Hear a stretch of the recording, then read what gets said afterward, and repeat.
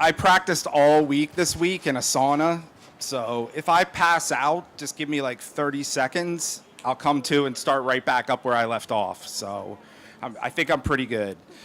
Thank you so much. This is an amazing event. Wow, Propelify, this is so cool. What an awesome view it is. I'm really fortunate to work in an awesome industry with folks that are really smart and talented. I'm part of Deloitte's Digital Center for Immersive Learning, where we work on games, simulations, videos, and now augmented and virtual reality. What's awesome is we're right here in New Jersey. We actually have an office in Red Bank. Let's hear it for New Jersey. We love being a part of this area, and I'll talk a little bit more about that later. But let me kind of get started about how I got into this industry, kind of a weird way.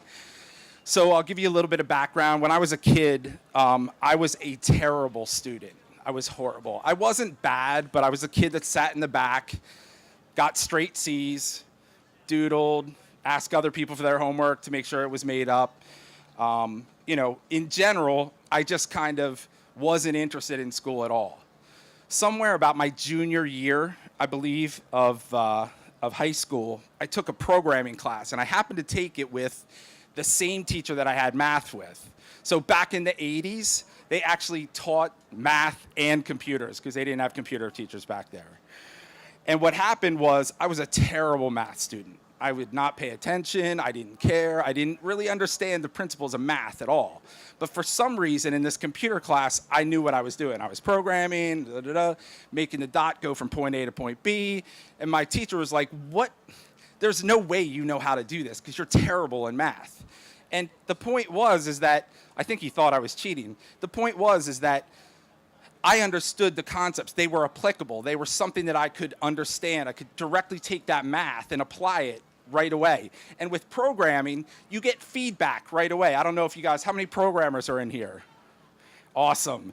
With programming, you get feedback right away. And that's really helpful in a performance support setting. We're going to talk more about that as the day goes on. But so what does a kid that basically hates school and not really interested in the classroom setting do for the rest of their life? They decide they're going to be a public school teacher. Go figure. Not entirely sure why or when I made that decision, but it actually ended up being a really good decision. Being a teacher and a coach taught me so much about how people perform, really just about what motivates people, what really gets them going, and I've used that information pretty much for the rest of my time. So here I am. I'll flash forward. I won't give you the boring details from how I went from a public school teacher to managing a team of super talented graphic designers, programmers, and 3D modelers, but it's a pretty cool story. I'll save it for later. But what happened is we kind of stumbled into gamification by accident. We were building the team. We were at a point where we started to need 3D modelers, and we ended up acquiring a 3D modeler who happened to also just be a fantastic game designer. Her name's Roxanne, and unfortunately she couldn't be here today, but Roxanne introduced us to this concept of like games and how games can really help people perform. We had traditionally been doing instructional design. Does anybody know instructional design in here? How exciting is instructional design? That's being nice. Instructional design is like this old school, like military, sequential thing that you have to do. It's rigorous, it's blah, blah, blah, blah, blah. Game design opened up a whole new avenue for us. We basically took the concepts that we were trying to apply instructional design and started applying game design to those concepts. And ever since, we've really been trying to apply gamification and applied game design throughout. Is there any game designers in here?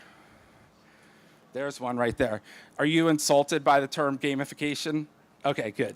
So I was going to get into a long conversation about gamification versus applied game design. We won't even have to do it.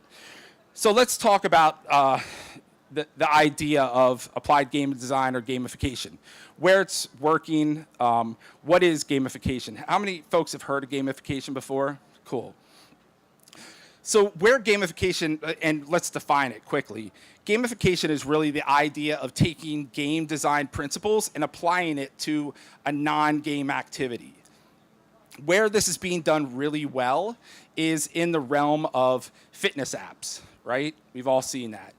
Take a fitness app, what works really well with that, and the reason that it works really well is because it engages people, it gives them relevant information, we talked about that before, it lets them set goals, and it actually gives them feedback over a long period of time. So those are all the things that really engage people in that area. We're using these tactics to actually try and help people perform. So our area of interest isn't so much in fitness performance, but in performance as it applies to folks that are out there in the field. So flash forward here a little bit.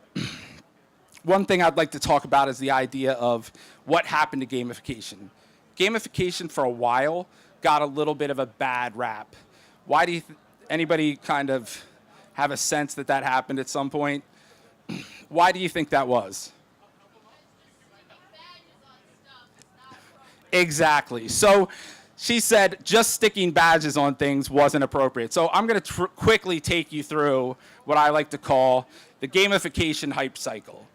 I'm going to use a New Jersey term here. How many folks are familiar with King the Ka? Okay, awesome. All New Jersey references today.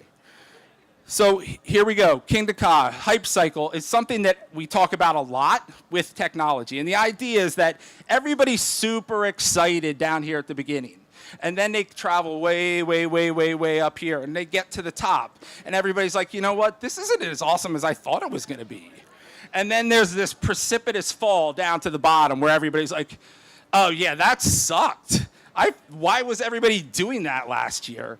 But then there's this uptick that starts to happen, and it comes back. And all the people that hold on right here take advantage, and they actually make out here in the long run. We're super bullish on gamification. So I'll tell you what happened with gamification. We're here. We do the uptick. We're at the top. Everybody all of a sudden is going, you know what? This gamification, there's something to it. All we have to do is give people badges. So they're like, you get a badge, you get a badge, you get a badge, you get a badge. At the end, everybody's up here. They're like, wait a second. People aren't getting engaged at all. I can only imagine like what it's like in the boardroom where people are going, you know, that badge thing was not a good idea, and people getting fired left and right. But the idea was, at some point, it precipitously fell. And the reason is because those things weren't relevant. People didn't care. I stay at a certain hotel. You give me a badge. I buy a certain beer, you give me a badge. It didn't have relevance. The idea is that it needs to be relevant. Just checking the time here. So quickly flash forward. We're here. We've hired at this point 1 game designer. We are now so bullish on this idea that we have hired 5 game designers. What we see in the future is gamification really starting to perform in areas of performance support as they apply to, let's say, a restaurant chain. Tie your point of sale system into a gamified app. Take that, every server on the floor ends up having real-time information about how they are doing within the ecosystem of that restaurant. How are their sales? Are they hitting their metrics? All of those things are relevant and pieces of information that they can use going forward. I was looking for water. The other area where we think, and the reason that we're so bullish on this, is the idea that the emerging technologies, as they're coming out, are just primed for this. Certainly virtual reality is aligned to this concept. Taking somebody, immersing them in this environment, gamifying that environment, certainly going to engage them. But let's flash forward and think about things like augmented reality. Augmented reality is set up specifically to layer information onto real-world objects. We think that that is going to be a huge boon for gamification as it applies to performance support. So, thanks.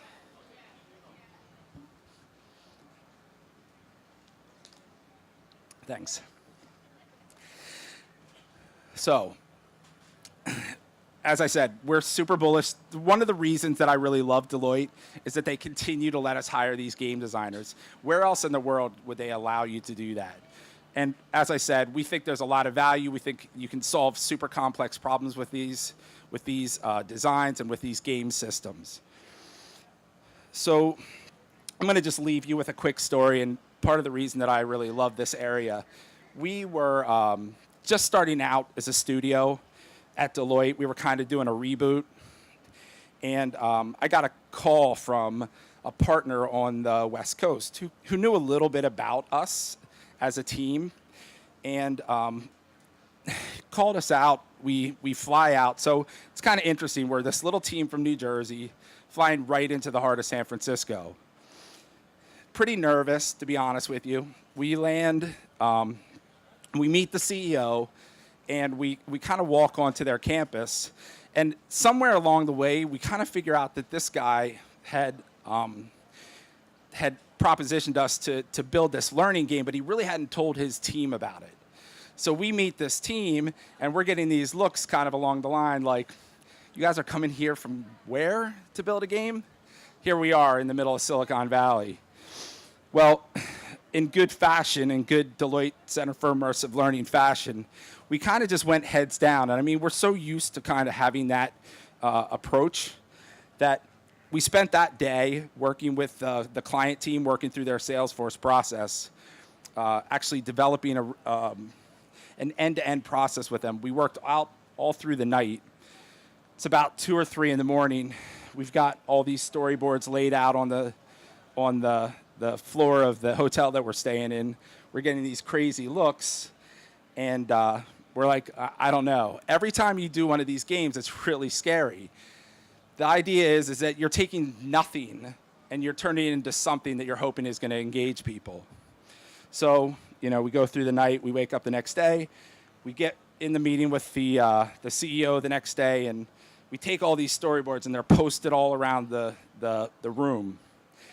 And the account team manager that was with us, pretty traditional Deloitte guy, had his beautiful deck there, ready, presented, up on the screen. CEO walks in, and he kind of does one of these. He clicks to the next slide, and he's like, enough of this. What's going on here? I want to see this stuff. So we proceeded to then go around and actually explain that game from end to end. And really engage that team. By the time that conversation was over, we ended up being like the cool team from New Jersey that's coming here to build our game. So it was a really nice story for us, and pretty much to me is the story of New Jersey, which every time that, at least for me and for my team, we go somewhere, we go there to prove ourselves. We go there because, we're representing this area and we're representing Deloitte. But I'm really proud to be a part of this community, and I really am proud to just be a part of the team that I'm part of. So thank you so much for the time to present, and I appreciate your time. Thank you.